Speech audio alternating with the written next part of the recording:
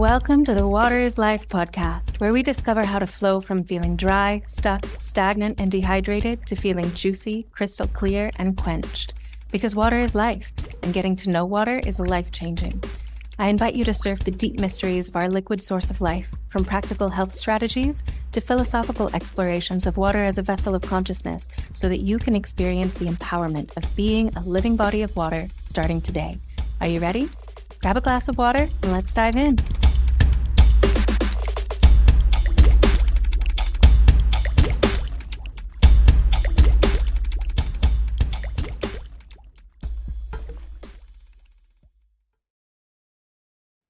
Before we get our feet wet with this week's topic, make sure you're subscribed so you always get the current episode. And if you take a minute to write a review, this helps others to find this wellspring of hydrating wisdom too. I pour out my thanks to you for taking the time to water this podcast so it can grow by sharing your review.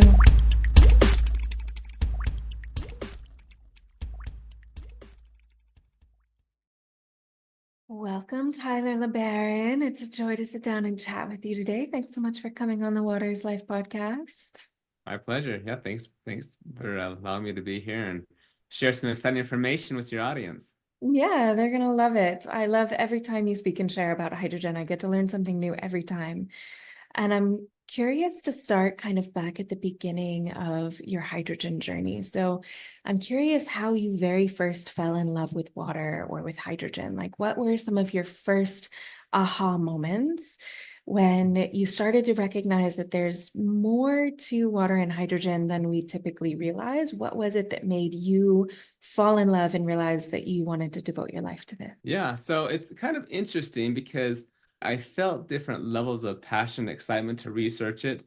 And sometimes those specific things were a little bit misplaced, but yet it drove me to further understanding. And I'll explain what I mean. Because when I've always been interested in just the health and wellness and just the longevity aspect, even from a very young age. I mean, elementary school, middle school, high school. I remember reading health books throughout high school and different things, like even naturopathic type things, even like, let's see, iridology was one of the first ones that I had read. And so I always believed there was something there that I was very fascinated and wanted to get into.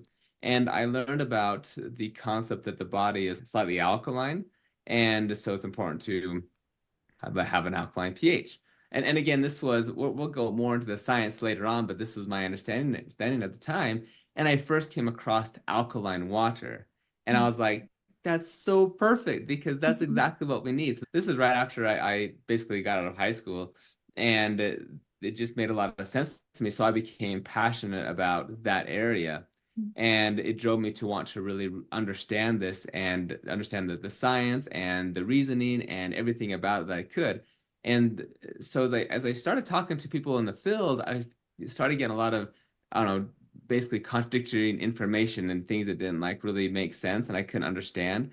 And so when I started studying at the university, I decided to ask some of my science professors, right, about alkaline water. And specifically, it was alkaline ionized water. And that's when I learned that a lot of the claims that I heard about the benefits of alkaline water didn't make sense. Not only were not accurate, but really didn't make sense. And of course, on the one hand, they were kind of dismissive and like laughing about it. But on the other hand, they were helpful and it would explain, well, this is the reason why alkaline water alone wouldn't benefit your body. Basically, yeah, yes, it's true that the body needs to have a slightly alkaline pH, but the body already can do that really well by regulating with the kidneys, by breathing, and water alone does not have the buffering capacity or the alkalinity needed to maintain this pH. And so I learned that it's not the alkaline pH. And so then I thought, okay, well, it's got to be some other property about the water. So now I'm still excited about the water per se, but I'm not certain about what property is. No longer it's the alkaline aspect. Now I'm interested in this maybe microclustering area or the so-called the negative ORP, the negative oxidation reduction potential, right? And then I continue investigating these aspects and I realize either they're not really what I thought that they were from a chemistry scientific perspective. And then that ultimately leads me to hydrogen. And it was actually my biochemistry professor at the time when we were reviewing an article together on molecular hydrogen that can be dissolved in the water, where he said, Tyler, I think there's something here. When he said that, that's when I was like, wow, this is what I'm missing. This is what I need to research. And as I've continued researching molecular hydrogen, whether it's dissolved in water or I see like inhalation as you're doing right now, the hydrogen molecule is really so amazing, but you can just dissolve it into water. And so now my passion has continued expanding upon hydrogen in all its different forms and modalities and the benefits of water in general. But now I finally have this foundation of hydrogen, which is kind of interesting because literally hydrogen makes up the foundation of the periodic table elements because all the elements, everything came from hydrogen. Mhm. Absolutely. And it never ceases to astound and inspire me. The more I look into hydrogen, the more it seems to hold so many answers to so many conundrums. So I'm curious, since you had those moments of first realization and you've been continuing your work in this field since then, what have been some of the most astounding or impactful things that you've witnessed from hydrogen? Like some things that would only be possible with hydrogen. Yeah, it's a good question, and I have to really sit back and think about those types of things because there's a lot of anecdotal reports or Mhm. testimonials where people have, I'm thinking of some people who have conditions or even, I don't know, just certain types of conditions where they've tried different medical treatments or something, and then I get an email and they say, "Wow, well, I tried hydrogen and these are the results within 3 months later." And it's just it's astounding, it's impressive, Mm. and I hear those things quite often, but I'm always very skeptical about it as well because that there's so many things that go into these types of testimonials, right? And so for me, like I've really gotten into just the field of scientific research because Mm. unfortunately, as you're probably aware, there's a lot of times where people can just drink just normal water, for example, just normal water and they can receive tremendous benefits just from Mm. drinking water. And so in that case, it wouldn't be attributed to the molecular hydrogen, the hydrogen gas. It would just be water. And kind of on a tangent, but I think it's important to clarify. For me, I often see the benefits of hydrogen. I call it the four H's. All right. And the four H's would be number one, hopefully that there's hydrogen gas present in the water. Because that's not always the case. There are some products that are often promoted as hydrogen water or can have hydrogen water, but by the time somebody ingests it, the concentration of molecular hydrogen is very low, right? So that's one, though, is that there's hydrogen in the water, then that's one of the H's. Another one would be health. And health has reference to often people who learn about hydrogen and hydrogen water, they're also learning about health in general. And they're starting to make changes, dietary changes. Maybe they're stopping drinking so many soda or energy drinks or alcoholic beverages or other things that are very damaging for them. So they improve their health. And obviously, as you improve your health and make those major lifestyle changes, then that's going to provide a lot of benefits, right? So that's one of the H's is health. And then another one is hydration. A lot of people, they probably don't drink enough water, right? When you're slightly thirsty, you're probably a little bit dehydrated. And so by just drinking more water and preferentially water instead of an alcoholic beverage or a sugary drink or something, right? That's going to be better for you as well. So just having better hydration, there's so much research just showing that being hydrated is going to be very important for your blood perfusion, for oxygenation, for all of these things. And so that's going to be one. So that's hydration. And then another one would be hype. And hype has reference to the placebo effect, which is actually extremely powerful and really amazing. And it's not, sometimes people think that the placebo effect is just, it's only something that you think in your mind something is happening, but it's not really happening. Or they think, well, I don't believe in it. And so therefore the placebo effect won't help me or something. But actually, that's not true. The placebo effect has a true physiological, biological basis, and where something really does happen. It's not just in your head, and it can happen even if you are told, "Hey, this is placebo." Like they can, and they've done studies on this, like a doctor telling their patient, "This is just a sugar pill. It's a placebo. There's no biological activity, but I want you to take two of them twice a day and see if it helps you at all." And lo and behold, the study Mhm. shows that yes, there are some benefits to the placebo. And in some cases, the placebo can be comparable to morphine injections for pain relief. Wow. And it's extremely powerful, and Mm. we understand some of the mechanisms behind how it's working with the endorphins that are produced. So there's a very interesting research in this whole area.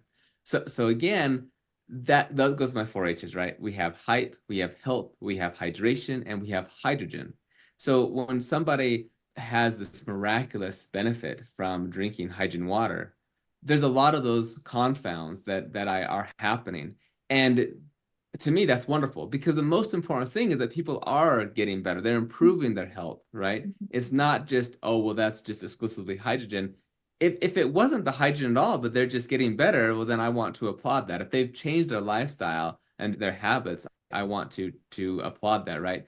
There's one individual. It's interesting. I was listening to him share his story, which he sometimes been criticized for, but I found it really interesting because he was sharing how he was just had such a lackadaisical attitude towards life and just health and things in general. And he's, older, in his 60s or so, and he was just always drinking alcohol and smoking marijuana and just very sedentary and not eating very healthy in it or anything. And he learned about hydrogen water. And so he was like, well, whatever, it's easy to do. I drink water. We all drink water. I'll try that because it's easy, right? So he tried to drink hydrogen water. He tried it and he felt good. And then he also stopped drinking so much alcohol. And then he started moving around more. He started eating better. He started exercising. He started changing all of these things which he had tried before. He just never could be consistent or get the motivation to do it.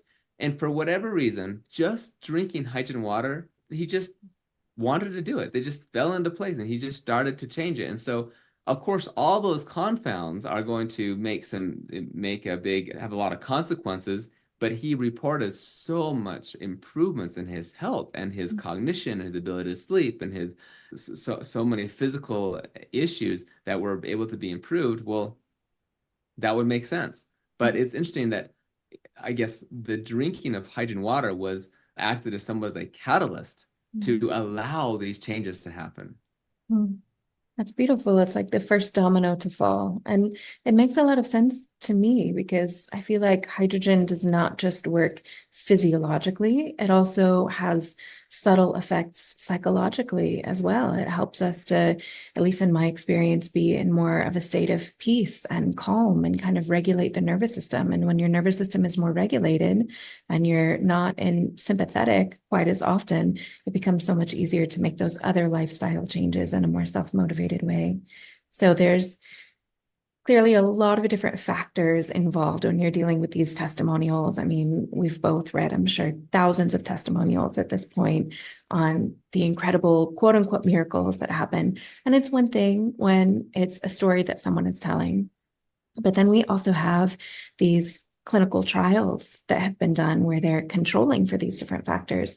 So I'm curious, what are some of the most impactful clinical studies that you've seen in terms of hydrogen's ability to be effective for various ailments? And what are some of the disease pathways or pathologies that you've seen hydrogen be most effective in studies and trials in clinical settings? Yeah, great question. And so typically when we do the clinical studies, we don't normally see such powerful examples as we do anecdotally, but that's not to say they don't exist because sometimes you do have these outliers, right? And there are some really powerful case studies. And so there's every study is kind of subjective. So what I might consider something really impactful or interesting or powerful or noteworthy for me, maybe not so much for somebody else, right? And there's different tiers of evidence. So maybe just to explain some of them that maybe different people will find more interesting, right? First off, there's a few case studies which are more closer to just your anecdotal testimonials, but they're with these patients that have been followed by their medical physician, and they tried a whole bunch of different drugs or therapies on, say, various skin conditions, right? And like psoriasis, as an example. And nothing really seems to help.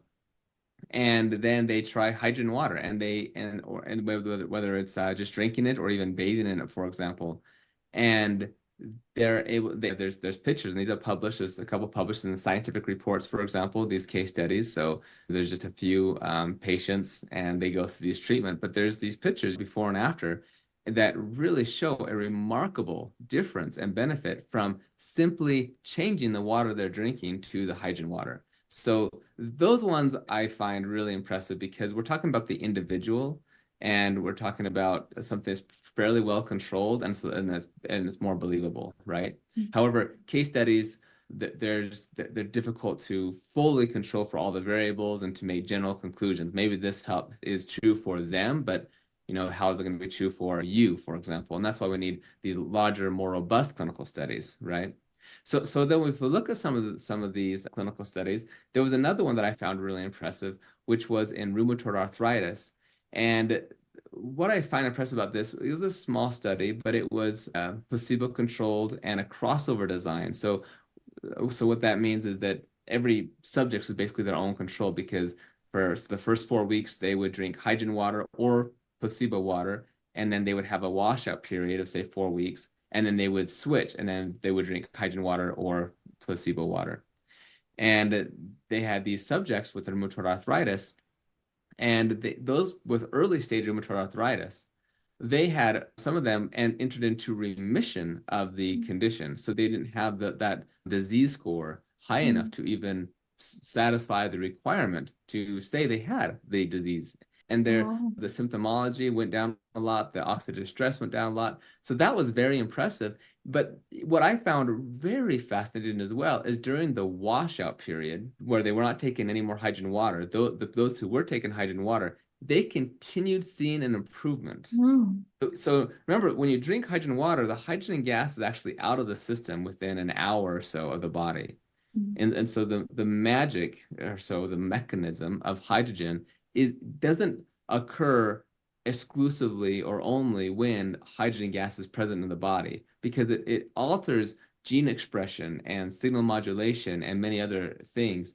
And so those benefits are going to occur even after the molecular hydrogen has left the body. And in this case, they were seeing benefits even weeks after the ingestion of hydrogen water was ceased.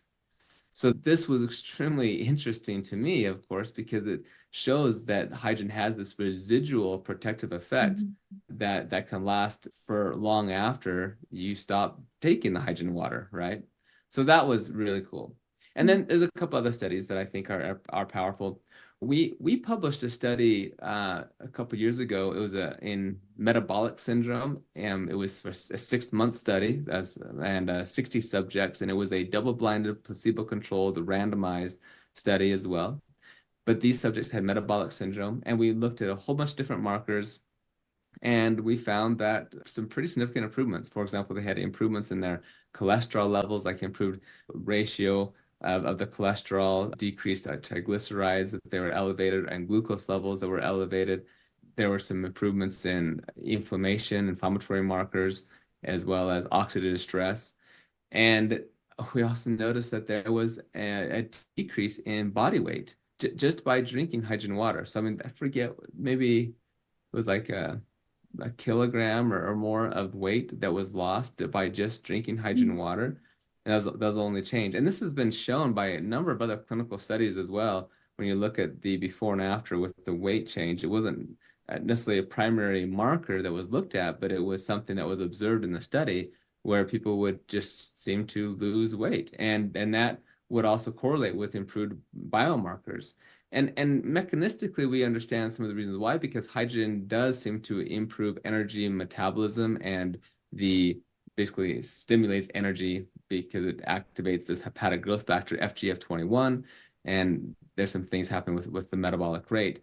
And so that has some underlying mechanistic explanations for that. But again, when you're just changing the water that you're drinking, this could help to explain some of that. And anecdotally, there's a lot of people who will say those types of things. In this case, we used the hydrogen-producing tablets, so it was a fairly high dose of hydrogen, and as well as magnesium. However, we controlled for the magnesium because we provided a placebo, which was essentially the same formula as the hydrogen-producing tablets, except the magnesium was not the active form, so it would not produce any hydrogen gas. So they were getting the same amount of all the other ingredients, and the only difference then was the molecular hydrogen, which again was at a fairly high dose.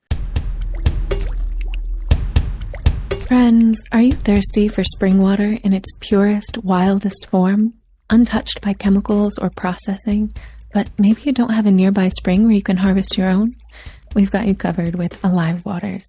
They deliver fresh, raw, unprocessed spring water straight from a pristine, natural primary spring right to your doorstep. This water is wild and undomesticated, just like nature intended, packed with minerals and full of life force energy. And the best part? It's delivered in stunning, eco-friendly Flower of Life glass bottles designed to energize the water even further with sacred geometry. Delivery is available in Austin, San Antonio, Miami, San Francisco, LA, Portland, and New York. If you're not in one of those areas, no worries, you can still order their beautiful Flower of Life glassware from anywhere.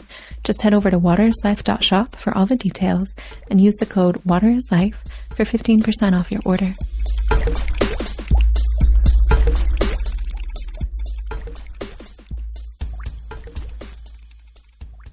And so some of these studies with the metabolic syndrome and other areas are probably pretty impressive because they've also been replicated by a number of other research groups around the world. In fact, there is now a meta-analysis that was published. It was actually published in our special issue. I was a guest editor for a special issue in pharmaceuticals, and the researchers showed that when they basically made an analysis, so your audience understands, that they take all the publications of a similar type, and there's an exclusion criteria to see if they will fit, even if they're sufficiently blinded and controlled for, and so on. And then they'll sample all of them together, and then they'll do an additional statistical analysis on all of those. And often when you do that, it tends to average things out, and sometimes some clinical studies will show some pretty prominent effects. But when you look at the meta-analysis with an additional statistical power on it, you don't really see statistically significant effects anymore because everything's kind of averaged out. But in this case, there was still a statistically significant benefit showing that hydrogen had suggested to have improvements with blood lipid profiles. So that's another area on the study that I find very important because, again, going to the tiers of evidence, the meta-analysis is one of the highest tiers of evidence that there are. And I think it's important just that people in general understand these different tiers of evidence. I know you've started our MHI courses a little bit, but we do talk about that a little bit, just going through this process of what is a peer review publication and what it takes to have an article become peer reviewed and get published. And then how do you discern between what is a reputable, credible publication and what is just marketing hype or propaganda or something? And we kind of go through some of these steps so you can determine.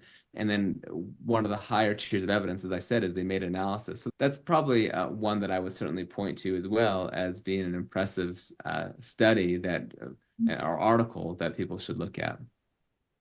Amazing. Thank you. Yeah, it seems, at least from the first two that you shared, that it's almost as though hydrogen is instigating the body's own ability to heal itself, even beyond during the period while you're taking the hydrogen. It resets certain things so that the body can then bring itself back into balance and you don't become reliant or dependent on continuously taking it, which is so important.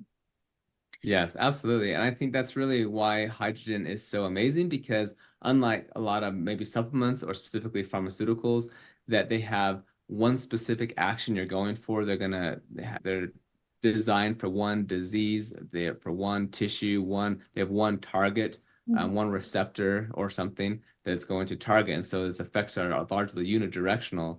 And that could be good if that's what you want. It could also be bad. And there's a bunch of off-target effects as well.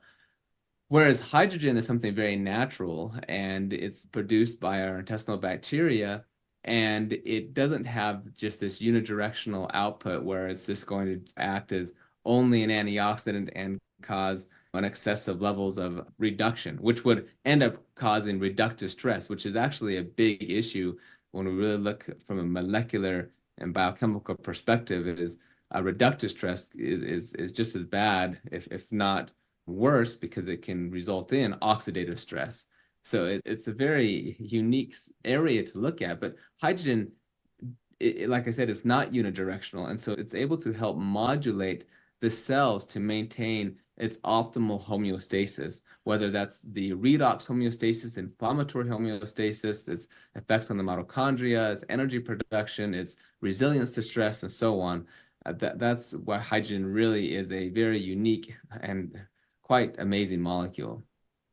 It seems to act with this level of intelligence in the body where it's able to go in, read the body in a very unique way, and then be this master conductor, this master symphony orchestrator that can regulate so many different things in the body all at the same time.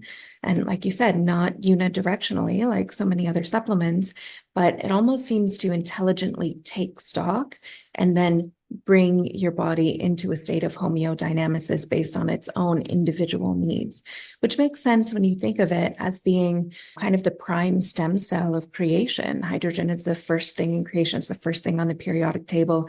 Everything else seems to sort of come from hydrogen. So there's this primacy within the atom itself or within the molecule itself that the body really responds to. So I'm curious if you can share with us a little bit more about the physiological pathways of how our bodies generate energy from hydrogen. How do the mitochondria use hydrogen? Why is there such a direct correlation between our level of hydrogen and our level of, forgive the phrase, but prana, mana, chi, our life force energy, our vitality? Yeah, that's a good question and some points to clarify in that also. And I like what you said about hydrogen. It's almost like it's innate intelligence communicates with our body's innate intelligence to optimize the cells in the best way possible. And it seems a little almost too good to be true, almost magical, because how can hydrogen, the smallest molecule in the universe, if it did have a brain, it would have the smallest brain in the universe as well. But yet, how is it able to do all this? And although on the surface it sounds almost too good to be true, it's actually mechanistically it makes sense because, for example, hydrogen is a very stable molecule, and so it can't easily react with very many free radicals. It can only react with radicals that are extremely dangerous and harmful and oxidative, such as the hydroxyl radical, and that's what makes it a selective antioxidant. And also because it is so small and its physical chemical properties, it makes it largely biologically inert. In fact, most of the time that scientists have ever considered hydrogen, it was considered as a biologically inert gas, meaning it's not going to have any biological effect. They've used hydrogen gas in the 60s or so to measure local blood flow because they wanted to use an inert gas that would have no biological effect and something they could just measure to see how fast the blood is flowing in different tissues and organs or something. And it's largely because it is largely biologically inert that it doesn't have these toxic effects, and yet it's able to have a lot of beneficial effects because it kind of hits on a whole bunch of these different targets, not just one receptor or one target, but a whole bunch of them. So it has a pleiotropic effects that influences gene expression, protein phosphorylation cascades, microRNAs, which we published on as well. All of those together is what allows it to have critical downstream effects that later on have very important health beneficial effects. Okay. So it's not, again, it's not a strong, potent drug like that, but its benefits for the energy production, like you're talking about with the mitochondria. Now, in the mitochondria, maybe just a little bit of the biology here of how the mitochondria makes energy in the first place. Okay, so what happens, we take food, and food consists of carbon and hydrogen oxygen bonds, whatever the food is, right? Whether it's fats or carbohydrates, those have these bonds of carbon, hydrogen, and oxygen. And when that food, then those bonds have electrons in those bonds. And those electrons, well, they're negative and they are attracted to oxygen gas, which is, well, it's an oxidant, okay? And so within the mitochondria, those foods are going to be broken down and metabolized through glycolysis, and then they enter the mitochondria. And then you start taking off those electrons, and they go through this what's called the electron transport chain. And finally, the electrons end up with oxygen as the final electron acceptor, and you form water, metabolic water, actually. And the carbon, hydrogen, oxygen bonds, those electrons are lost to oxygen to form water, and then you just get carbon and oxygen, and that ends up making CO2, right? Two carbon and two oxygens. That's CO2. So carbon dioxide, which we exhale, and then you break off the hydrogens, and those hydrogens are the hydrogen ions, these H plus ions. So it's just a proton. There's no electrons there. All the electrons went to oxygen. So there's no electrons there. Now in the mitochondria, this is the most important part. When you're transferring the electrons, because has so much energy to it, you're able to drive hydrogen ions or protons into this gradient that's called a proton gradient. And then at the last step or complex 5 of the mitochondria, it goes through this enzyme called ATP synthase. And these protons, these hydrogen ions, they go through this enzyme, and the mitochondria makes ATP, and that's the energy currency of the cell. And that's how most of the energy, I mean, 70+% of all the energy that we use, that our body makes, comes from the mitochondria. I mean, on average, we turn over about the same amount of ATP that we weigh. So if you weigh 150 pounds, your body's making about 150 pounds of ATP per day. Wow. So it's an impressive amount. Most of this all comes from the mitochondria, and that's how fast these nanomotors are turning and making this ATP, right? But it's all the hydrogen ions that are making this gradient. So those hydrogen ions, though, they are different than molecular hydrogen, which is the gas that we're talking about, right? We're talking about, as I said, this gas, which is two hydrogen atoms that are covalently bonded together. So that's not a hydrogen ion. So with that understanding, we can see that molecular hydrogen itself is not directly involved in the energy production of ATP in the mitochondria. But yet it does support the mitochondria in some interesting ways. For example, in order to make this gradient, you have to have there's a membrane potential, the mitochondrial membrane potential. And through different things like oxidative stress and some impairments in the mitochondria, this membrane potential can fall. And when that happens, then you don't have the gradient decreases, and your ATP synthase enzyme isn't working as well because you have a decreased gradient and so on. Well, molecular hydrogen has been shown to maintain the mitochondrial membrane potential. It can also help prevent the opening of this mitochondrial, there's a pore or a protein channel that causes the gradient to be lost, and it prevents that from opening prematurely when things can be compromised during times of pollutions or ischemic reperfusion, or like just a damage that can happen like during a stroke or something, or other types of occlusion of the blood vessels. So hydrogen can do all these things, as well as it can activate PGC1, increase PGC1 alpha, which is a marker of mitochondrial biogenesis, so we can get more of these little engines in our cells, right? All of these areas help the mitochondria to help our cells produce more ATP, more energy. So again, molecular hydrogen is not directly involved in the energy production, but it does indirectly at least support the energy production of our cells in the mitochondria.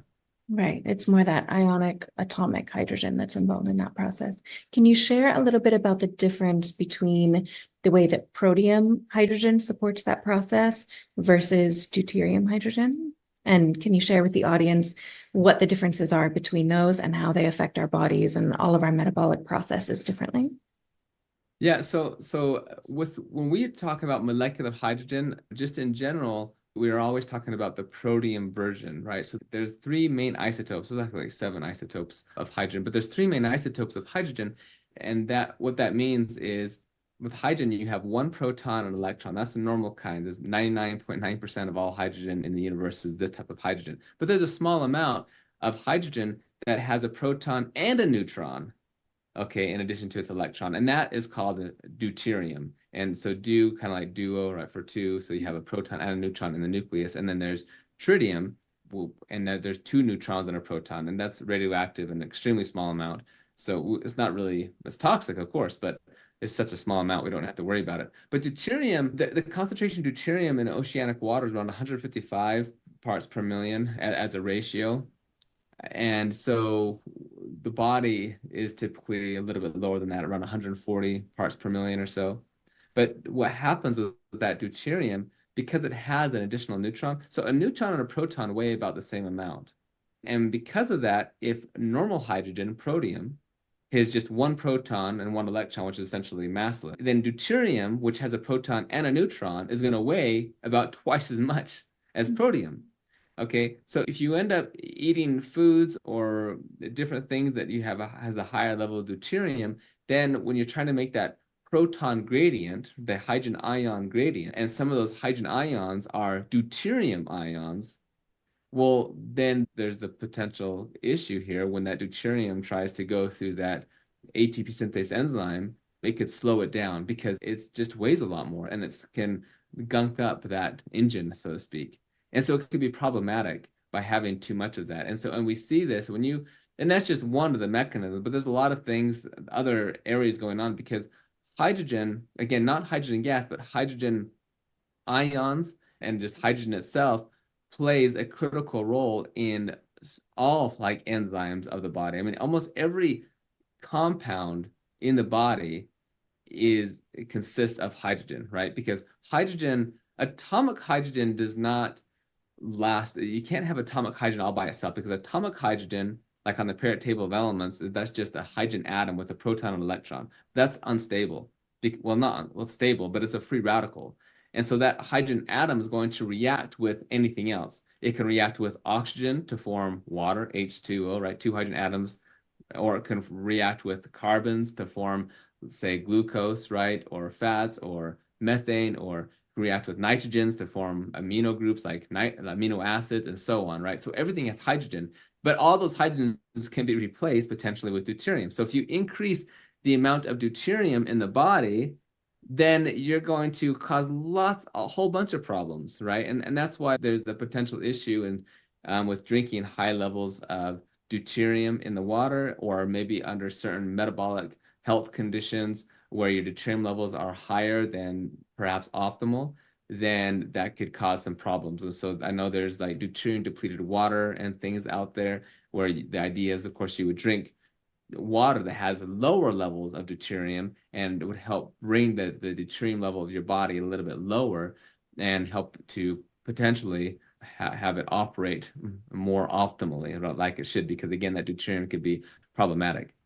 But again, all of this conversation is still independent and different from molecular hydrogen. And that's an important consideration because there are a lot of concerns out there from people who are on the deuterium depletion camp that, well, if deuterium is an isotope of hydrogen, then the more hydrogen we get, by default, we're going to be getting more deuterium. But that's not really the case because we're not increasing the amount of hydrogen. We're simply changing the type of hydrogen you're already getting, such as we're giving the hydrogen molecule, right? And the hydrogen molecule, even if it's deuterium molecule, which we're not delivering, like what you're inhaling right now, that's protium gas, diprotium, we could say.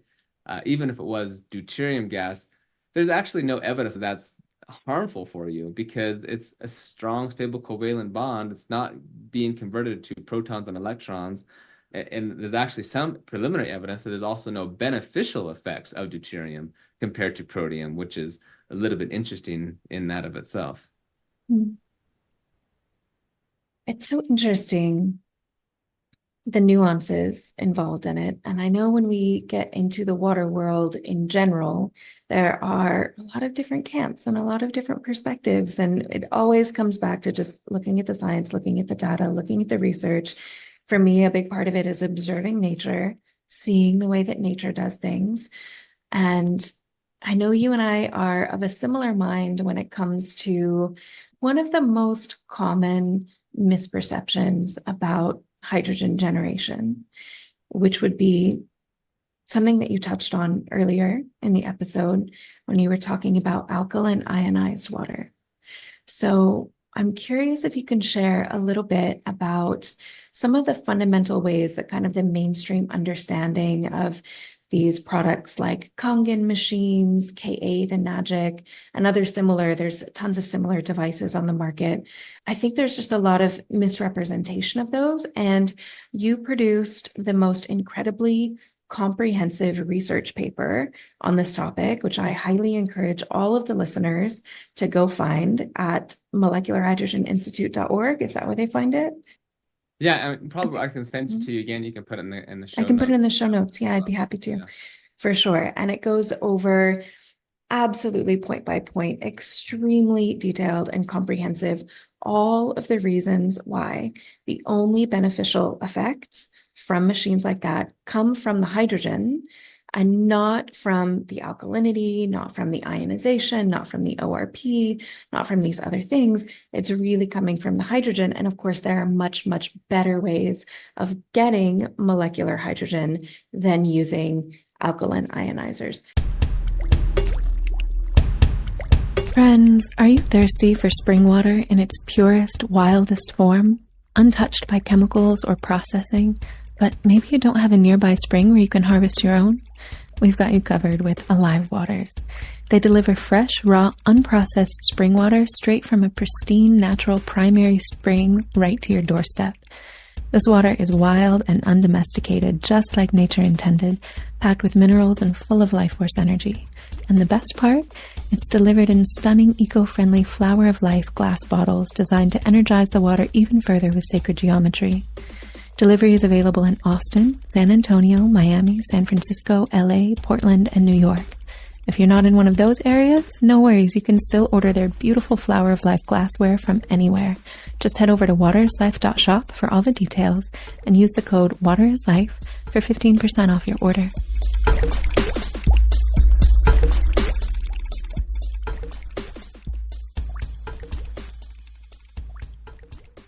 So can you share a little bit about that for the audience? Because this is a really common question. Yeah, absolutely. And of course, it's all, some of it is subjective. There are subjective and objective. And I want to, because some people, they love their alkaline water ionizer machine and they do everything they need to do to optimize the levels and everything, and they get great benefits from it. And there's some great people in that community. But I think to your point, there's unfortunately a lot of misinformation about the water in general from well-meaning distributors who just simply don't know because, well, they believe what they've been told. And so this paper, this article you're talking about is extremely important. And to clarify, it's not a research study, but it's a comprehensive review article of all the other research studies. Because I've had this before where sometimes people misunderstand the article and they think, well, this is just one study. No, it's not. It's literally every study that has been done on alkaline ionized water that has been put into this and synthesized and summarized. And all of these studies demonstrate that, yes, it is the molecular hydrogen responsible for the therapeutic benefits, right? Because there were some, and I think that people, sometimes when they hear this the first time, I feel like they themselves are being attacked and like it's like their identity or something. And just want to say, like, that's absolutely not what the case is here. If you think about it, the idea that hydrogen gas has therapeutic effects wasn't really established until post 2007, because that's when the 2007 Nature Medicine article was published showing that hydrogen has this unique therapeutic selective antioxidant effects. And then it was years after that where researchers of alkaline ionized water were thinking, wait a second, when you do electrolysis of water, you make hydrogen gas, right? Because the definition of electrolysis is the decomposition of water to hydrogen gas and oxygen gas. So then they had to do the research to see what role does molecular hydrogen play in the water. So you're talking about, to really understand this, 2015 even and later, before researchers really started to see that, yes, it is the molecular hydrogen responsible for the therapeutic effects. And when you think about some of these companies, they've been around since the 70s. Some of these units have been on the market, in the US market, since the early 2000s, 2004 or so. This was well before it was really shown that molecular hydrogen was therapeutic. And so why would anybody think that these companies or these distributors would know about molecular hydrogen before molecular hydrogen was even known to be causing these benefits, right? And so I think we sometimes just need to realize that growing and learning, and when we know better, we do better. We're open to more information, and we go with what the evidence shows, okay? And that's And I just want to clarify on that point too. Sometimes people think, well, science used to think the world was flat and then they said it was round, or science used to say this and then it's that. And that's a fundamental misunderstanding because science never said the world was flat or never said this or that. I know the people who still believe the world is flat, but we're just trying to use this as an example. The point is people believed that. And it was science that was needed to do the research to determine what was going on. So the story of alkaline ionized water is extremely fascinating because back in the 90s, primarily in the 90s, that's when it started getting a lot of attention in the media in Asia, where people were drinking this water and having really profound beneficial effects. And they were like, huh, there's something about this water. What is it? Well, those articles absolutely do not say that it is attributed to the alkaline pH of the water. They don't say that.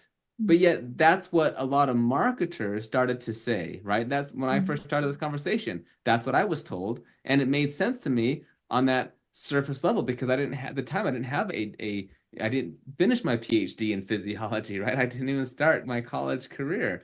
So people gravitated to that. But that doesn't make sense. And that was not in the scientific articles because alkaline water alone couldn't do that. And in fact, to really illustrate, most of those studies that were showing therapeutic effects in like cell culture studies, well, before they would use the water, what's the first thing they would do with that water before they put it in the cell culture? They would neutralize it. They would neutralize the pH. Why? Because if you put cells in a pH of 9.5 water, you would kill the cells, right? So you would immediately remove the pH as one of the variables, right? And you would do the study. So that was never one of the variables. And so then you go into, well, maybe it was the microclustering because they have some different data on the changes in nuclear magnetic resonance spectroscopy or whatever. Well, that was a hypothesis, and then it was studied and investigated, and it turned out that any deviation from pH would result in the exact same resonance structure. Plus, that method is invalid because it does not say anything about water structure or cluster size or something. It's a totally different phenomena that's been well explained and talked about. And so, but it has nothing to do with the so-called microclustering phenomena, which is actually a good thing because and maybe we'll talk about that later. Because if that actually existed, it could be very problematic for our cells and for our hydration, for our aquaporins and so on. So that was, but that so that was not never really there. And then other things like the negative ORP. Well, that was something very interesting. Well, yeah, because it was found that when that water had a negative ORP, it had therapeutic effects. When the water did not have a negative ORP, it did not have therapeutic effects. So clearly, the negative ORP was important. But what was responsible for the negative ORP? Again, that's when you get some misinformation and misunderstanding where people have this idea that the negative ORP is due to electrons in the water or some other voltage reductive energy or something in the water, which is chemically impossible to do. So those who are interested in this ORP situation, I would highly recommend you to go on to our H2MHI Instagram, and there's a whole bunch of ORP posts that go through very simply but very comprehensively explaining the whole ORP situation so it can really eliminate a lot of the confusion because in the end, the ORP is simply the redox potential or the oxidation reduction potential between two different redox couples. And so you have to know what the chemical species in there responsible for that ORP. And in this case, with alkaline ionized water, it is hydrogen gas and the hydrogen ion. The hydrogen ion has no electrons, so that's no electrons. Hydrogen gas has 2 electrons. So that's a difference in a redox couple. 2 electrons, no electron. There's a redox couple, and that voltage potential at a pH of 7 or so is negative 400 millivolts. And that's calculated with the Nernst equation. So it's actually something very, very clear, very simple that's extremely well known. In fact, the entire ORP is based upon what's known as the standard hydrogen electrode, the She. And then that's how all chemistry is based upon hydrogen. So it's actually kind of romantic and philosophical itself that we all go back to hydrogen. But it also illustrates that we understand this phenomena of ORP extremely well. And we don't need some magical, fictitious idea or conjecture to explain the ORP when we know it's because of the hydrogen gas and the changes in pH. And yet it was still not known, however, that hydrogen gas was responsible for the therapeutic properties of the water, because everyone believed that hydrogen gas did not have therapeutic benefits, because nobody knew that. Like, doesn't make any sense that hydrogen gas would have these benefits. So then you have the talk about active hydrogen or atomic hydrogen or H minus or other types of forms of hydrogen or mineral hydrides and so on. But those have been investigated and have been conclusively refuted, because you cannot have H minus or hydride in the water. That you have to a pH of over 33 to do that. And again, atomic hydrogen is not stable, and or active hydrogen is the same thing, just kind of an incorrect word. So it was really the hydrogen gas. So once articles were showing that hydrogen gas was therapeutic, then research was like, oh, maybe it really is the hydrogen gas. That's a simple study. What you have to ask yourself, right? What would you do? How would you conduct a study to determine if hydrogen gas was important in alkaline ionized water, right? So you could design an experiment, and you could have half the rodents, let's say, drink, or half the people, right? Half of them drink alkaline ionized water without hydrogen gas. So you could make the water, and then you could just remove the hydrogen gas. You could maybe boil it. You could bubble nitrogen gas in. You could just, just whatever you need to do to remove the hydrogen gas. But that way it still goes through electrolysis. It still has an alkaline pH. It still has whatever enigmatic properties you think that it has. But you just remove the hydrogen gas. And then you have the other group drink the water that still contains the hydrogen gas. And you could do another group where you could just take neutral, pure water, and you could bubble hydrogen gas into it. Just bubble hydrogen gas into it. From a tank of hydrogen gas, just bubble it into it, right? And then you could do the study. And that's exactly what has been done. This is exactly what's been done. And what do you find? You find that compared to the control, so you have another fourth group, one that just drinks just normal filtered water, right? Well, that group and the group that drank the alkaline ionized water with the hydrogen gas removed, there's no difference. They were exactly the same.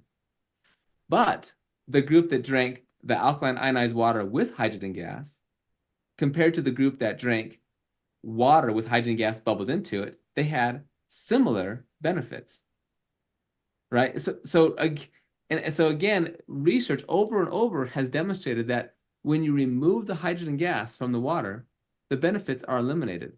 And most of your distributors in the alkaline water ionizer community, they know this. They just didn't realize it was a hydrogen gas, because they know if you let that water get too old, where the ORP becomes only slightly negative or becomes positive, the benefits aren't there. They know this. Well, now we know why. It's because hydrogen is a very small gas with rapid diffusivity. It's going to leave the water very easily, right? And therefore it won't be there to provide any therapeutic effects. And another very interesting thing is, with these machines, it's important to clean them. That's actually most of the companies will say you need to clean the machines, run acidic water a bit daily, do maybe weekly or bi-weekly citric acid cleanings. And that's important so that you prevent the calcification of the electrodes. Because what happens is the calcium and mineral deposits will get onto the electrodes, and you'll still get alkaline water, but the hydrogen gas does not dissolve in the water.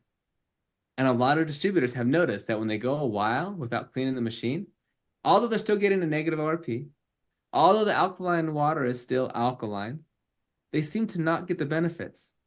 And yet, when their prospects buys the machine, or they try some of this new water, it's like their machine must be better than mine, right? Or they buy the upgraded machine, like, this machine is more powerful, it's better.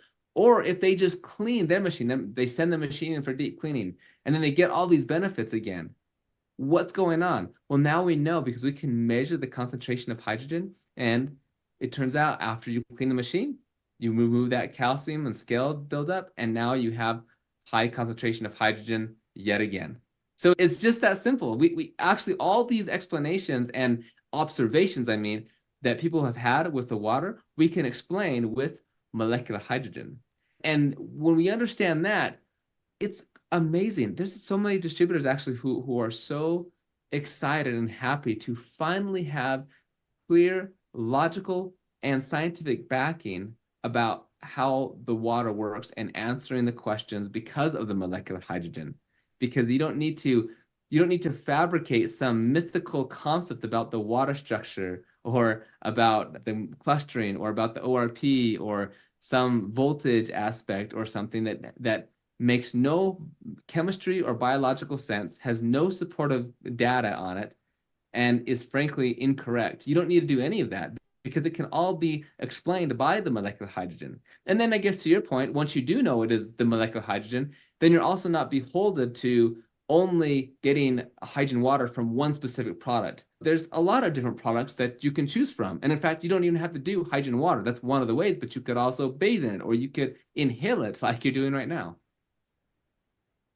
I love this because there's such a pervasive myth in the culture that I think has just taken root through these marketing schemes, which is brilliant in a way because it's so grassroots and everyone's sharing with everyone. And it's just this story-based process of people keep repeating the same story over and over again until it becomes so believable and so widely recognized that alkaline water is the best. We have to all be drinking alkaline water. We need our bodies to be alkaline. And it makes sense if these companies started back in the 70s and 80s.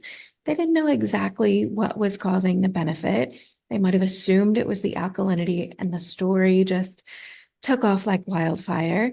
And now that we know better, we have to let people know. We have to share this information because I think it could potentially even really do damage that this is the pervasive story. We've got people And who it are has. developing H. pylori and developing gut issues and all of these kinds of things, ulcers and all of that from being far too alkaline.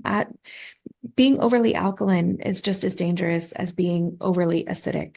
And we have to trust our bodies to self-correct, especially when they're given this intelligent regulator of hydrogen, which helps the body to come in and create that state of homeostasis intelligently. It meets us where we're at and it brings us back into balance in various ways. So thank you No, so much for clarifying on that. no, yeah, absolutely, and it is very important because the only way to spread well, the only way to eradicate or cure this misinformation is to spread accurate information. So I appreciate your efforts and this podcast and even this platform to be able to educate more people on this. And yeah, I think people should just know we're on their side of truth and longevity because in the end, there's so many wonderful distributors and people who are just misinformed and but they want nothing more than to just help their loved ones, help themselves, and live long and prosper, right? And now we have the scientific explanations of how to do it, right? And what not to do. And fortunately, with when it comes to just drinking alkaline water, you're probably not going to over alkalize yourself because, like I said, alkaline water alone is not a buffer. I mean, to put it in comparison, one teaspoon of baking soda, right? A little teaspoon of baking soda can neutralize more acid than over 1,500 liters of alkaline water at a pH of 9.5. Mm. So it's even if people subscribe to this concept of alkalizing, you probably can't do it with alkaline water. However, to your point earlier, there are some considerations that you have to be concerned about because there are people, for example, who have very low stomach acid. Maybe their stomach acid only a pH of 6 or so, very small volume, 50 to 100 milliliters of stomach acid, and they can have H. pylori, and you could drink what you think is 9.5 pH water could actually be 10.5 pH water because it's a little bit misleading. They have these buttons on those machines because you push like 9.5 or 9 thinking that there's like a feedback mechanism with a meter in the water that gives you exactly that pH, but that couldn't be further from the truth, right? But those buttons are just changes on voltage setting, the applied voltage to the electrodes. So the higher the pH button setting, the more voltage goes to the electrodes, driving more amperage, more current, and therefore it's going to change the pH of the water. And so you could put it on the 9.5 setting, and let's say you have a pH of 7 water, you could turn it up really fast, and the pH you end up with is about 7.8. It doesn't even change a full pH unit, right? Or let's say you live somebody with a harder water, lots of minerals, maybe the pH is around 8 or so, and you put on the 9.5 and you really run it as slow as possible, you can measure a pH of 11 by doing that, right? And then if you're drinking, let's say half a liter of that water and you have low stomach acid, well, then you're talking about impaired mineral absorption, issues with the bacteria because you're not able to, all bacteria will die at a pH of 4 or so, but if you're neutralizing that and you're drinking water that potentially has bacteria in it, because almost all water does, you're not able to do that. So it could be problematic. There are things to consider. And in fact, one of the things we point out in the review article, and I just wish people would understand this, because again, it's not a study. It's not even a study that I was involved in, or anybody that I know personally.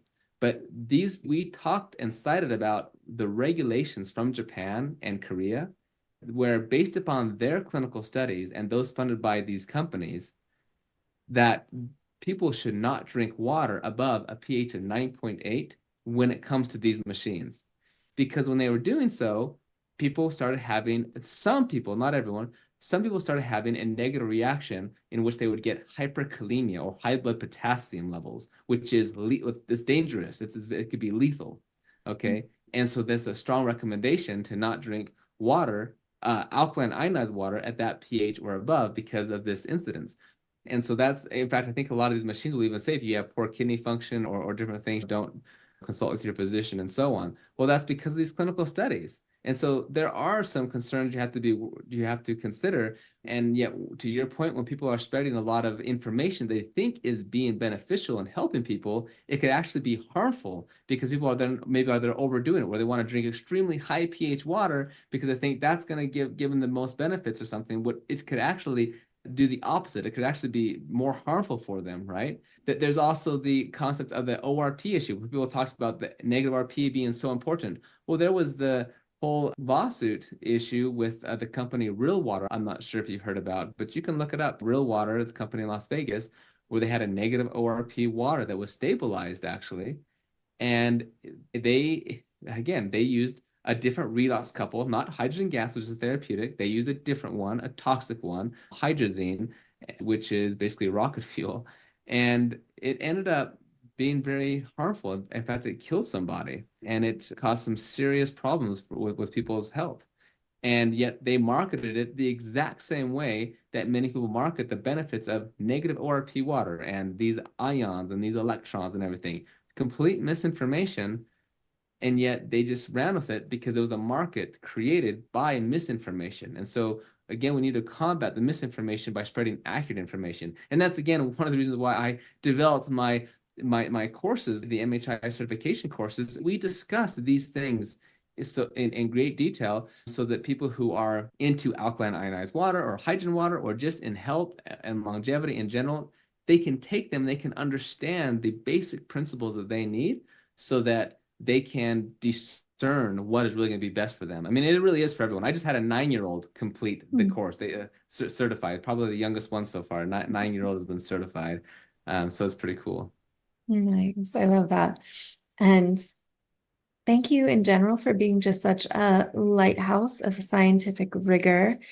I know everyone listening is going to want to know how they can stay in touch with you, how they can keep their finger on the pulse of all the things that you're up to, all of your offerings. So where can folks find you? What is your website? And do you have anything upcoming that you would like to invite people to be a part of? Yes, thank you. Well, first, our website, molecularhydrogeninstitute.org. Again, we are a nonprofit, so we do not promote or endorse any products or anything. We're just focused on education, on academic research, on awareness. And so if you have product questions, I'm sure they could probably reach out to you, in fact. And so we do have a couple of articles about considerations that people might want to consider when they're evaluating different products. But yeah, feel free to subscribe to our newsletter. Absolutely. Check out our courses. Check out our community. That's a new one. We're just starting. We have an MHI community where we actually do monthly Q&As, and we just get people online, and I directly talk to them. And any question you have, even if it's not even about hydrogen, but I mean, the background again in physiology, biochemistry. I teach exercise physiology and chemistry at the university, so this is something I'm very passionate about. And people can just get on, and we'll building a strong community of people who really care about what they're doing in their life. So of course, encourage you to do the certification courses, join the community. Of course, follow us on social media, Facebook or Instagram, just Tyler W. LeBaron. And then, of course, MHI, H2MHI is the handle. We're just trying to grow our awareness the awareness of molecular hydrogen and be able to educate more people, because there are so many people like you, like your audience, who really want to know the truth. They want this information. They're excited about it, but they just don't know where to look. They don't know where to find it. And so we of course need to put ourselves out there more. We need to spread this awareness, spread this education so people can find us. So I would invite everyone to follow us, to share with your friends, family, and so on, and help us reach the masses. I think that'd be a really great mission for all of us. Absolutely. Well, all of those links will be in the show notes so folks can find them very easily. And thank you again, Tyler, so much for coming on and chatting with us today. It's been a joy, and may everyone listening be well and stay hydrated.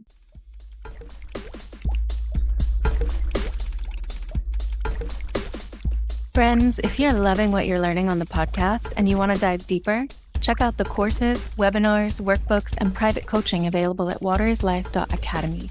These are on-demand, lifetime access programs where we dive into brand new concepts not taught here on the podcast. And if you're ready to optimize your water to be a healthy wellspring of hydration, discover the water alchemy tools that are available at waterislife.shop. And let's connect on Instagram @JenIsabelFriend. I look forward to seeing you there. Stay hydrated and be well.